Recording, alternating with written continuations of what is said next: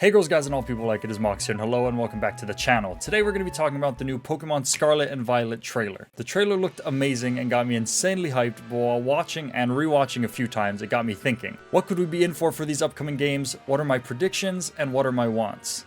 And by the way, if you want to get this shirt, which you might have seen in a few of my videos, it's in the first link in the description. It's from the Nostalgia Corporation, my clothing brand. We have two designs, the shirt I'm wearing right now and our window design currently available. And yeah, if you like what you see, again, first link in the description, you should go check it out. All right, but I have 5 predictions and 5 wants for today, so let's get right into it. Alright, so prediction number 1 is a bit of a big one. I believe the story and overall plot will talk about tradition versus modernism? Modernism? Is that the right term? Scarlet seems to be all about tradition and the past, whereas Violet seems to be all about modern times and the future. We see this in everything from the clothing of the professors to the legendary Pokemon. Professor Sada from Pokemon Scarlet seems to have a bit of an older style, maybe more traditional in some sense of the word, whereas Professor Turo has a very high-tech, almost Tron-looking suit underneath his lab coat. Very cool looking. And the legendaries have a very clear inspiration from traditional and futuristic designs. Koraidon being more animalistic and almost tribal looking, and Miraidon looking like a crazy space jet looking thing. It looks super cool. Both look amazing. I love both of their designs. I'm not sure if this was on purpose, but I tried to look into their origins of their names and their possible inspirations. The closest things I could find were the translation for Korai in Hungarian means early, possibly early as in the past, or like, you know, following the traditional theme. Maybe a bit of a stretch. And the closest thing I could find for Mirai is, I couldn't find a proper translation, at least from Google Translate, but there was an anime called Mirai no Mirai, which translated to Mirai of the future. Maybe that means future. Again, not super sure. It might be a bit of a stretch. Might not all necessarily be on purpose, but it does make a lot of sense if that's their translations. And this is a bit of a 2-for-1 in terms of this prediction, but I feel like this could tie into an evil team or teams. Now, we haven't seen any mention of any evil teams in the region, but I think if we do have them, that's going to be the main conflict of the game. Pokemon Ruby and Sapphire style, Team Magma versus Team Aqua. I feel like there's going to be one that follows more of a traditional belief and one that follows more of a modern belief, and I think that could be the big plot point and big conflict of the game. I feel like we might have steered a bit away from evil teams, but if they want to jump back into that type of thing, I think that's exactly what we could be seeing in this upcoming game. And also we can see the entire game looks very like traditional in its locations and architecture, but I believe that it could still end up being a major plot point with people wanting to make changes to these locations and just change up people's lifestyles to follow their own beliefs. All right, now prediction number 1 was kind of massive, but prediction number 2 is a little bit lighter. And for prediction number 2, I believe we're going to see the return of following Pokemon. And maybe, just maybe, it'll be following Pokemon that doesn't need to be fixed by the fans through mods. There's a scene in the trailer where we see the player running up to some NPCs and we see a Sprigatito running alongside them. I'm hoping that this isn't just a one-time event that happens as we're going to see those people in game. I'm hoping that this is just following Pokemon and it was just a little teaser to show that we are going to get following Pokemon back.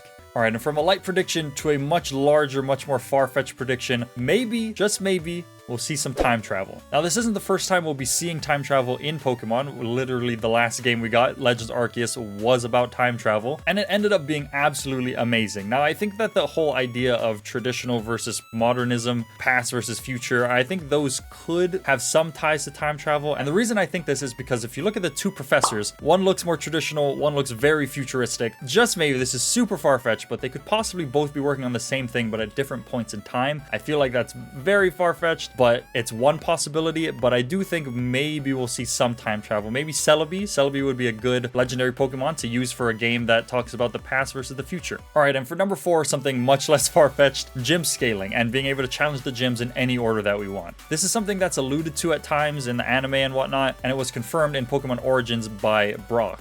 And I think since this is our first traditional style, like Pokemon open world game, so not counting Legends Arceus, because that was open world, but not necessarily a traditional main series game, I and many other fans would love to be able to tackle gyms in any order, or just have something close to that for this gym system. I think it'll take a little extra work to properly manage the players, like level versus trainers and wild Pokemon, and what you can catch, and like when you're able to catch them and whatnot. But I think if they can pull it off, it would be amazing. And for number 5, I think we're possibly going to get Pokemon Legends Arceus catching mechanic. In one scene, we see the player kind of crouching around next to some Pokemon. I think it was a Smoliv, if I'm not mistaken. So this could possibly allude to Legends Arceus Arceus where we would sneak around to catch Pokemon and like catch them off guard and whatnot. And it was a super amazing game. Everybody knows that. Amazing mechanic. And this is yet another open world style game, so I think it could be returning. This wouldn't be the first time we've had the ability to crouch in games though. In Pokemon Sword and Shield we were able to crouch, and obviously there was no Legends Arceus mechanic, but I think it still is a possibility. However, that directly ties into my very first want. I would want the Legends Arceus catching mechanic if they make it better and improve upon it. I would love to have that mechanic back. I think it was super fun and cool, but I would want them to make it just a bit harder. I would only want very weak early game Pokemon to be able to be caught without like any battling. I think it makes sense for Legends Arceus to just try and catch them the best you can because things were new. Catching Pokemon was new, battling them was new, like interacting with them in that way was like a newer thing at the time. But now I feel like you should need to battle Pokemon, especially since this is a more traditional game. You should need to battle them most of the time, but much weaker Pokemon you should be able to still catch outside of battle with a small percentage of it catching. But I would love for you to be able to like, you should be able to battle them, weaken them, run away, and then run a little bit back and try and catch them off guard while they're still weaker. You can catch them off guard with the stealth, everything same like Legends Arceus, but it's made a little bit harder and more tedious because you have to battle them first to make it easier to catch. Now this one's a little bit smaller, but my next one is riding Pokemon. Much less plausible, but God, I would love riding Pokemon back. It is one of my favorite like ideas in the Pokemon world to be able to ride your Pokemon. It was in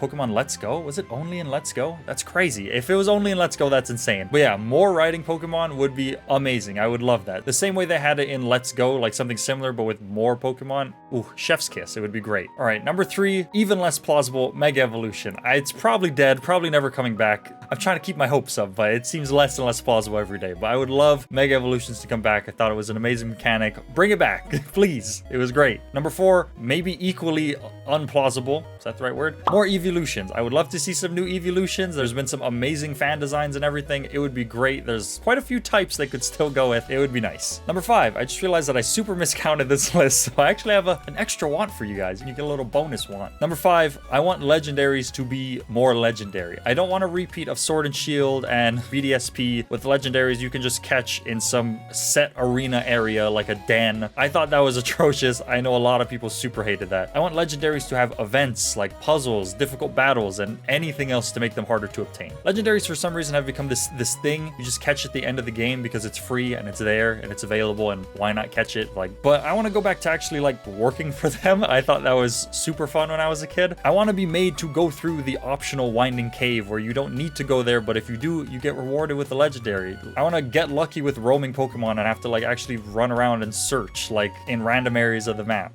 And I know most of the older fans would absolutely love that too. Alright, and since I miscounted, we have a bonus number 6, and this is probably the easiest thing for them to implement, the easiest thing, but also somehow the least plausible thing on the list.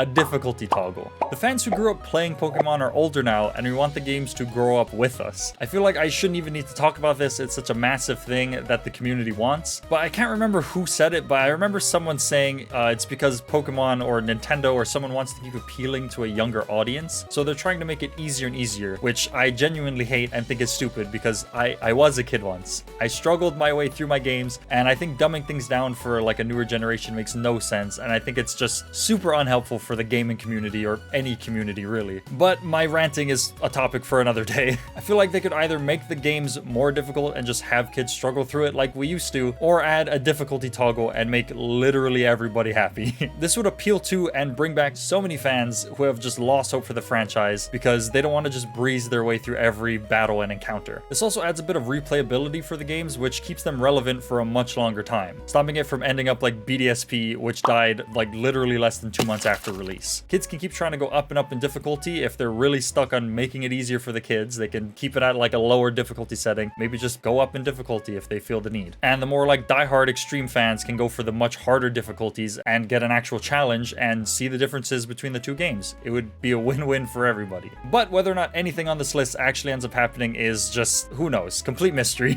But I'm super excited to see what they do with these games. They look absolutely amazing so far. I'm super hyped, but I'm also a bit nervous.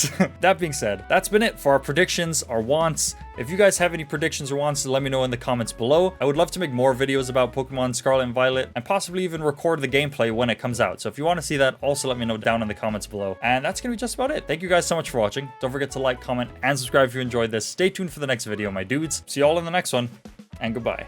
Hey, what's up, my dudes? It's me from the future. Hello, you can tell because my hair is so much longer and I look worse. No, but, I wanted to say thank you again so much for watching the video. As you saw from the very beginning of the video, I filmed this when the first trailer came out, and I haven't been super active on YouTube recently, and I'm so sorry for that. But I have a lot more free time now, so I would love to be able to jump back into it and make more videos. But I really wanted to say thank you guys so much for 10,000 subscribers. That is absolutely amazing to me. That blows my mind. I really never thought I would make it here. This is just nuts.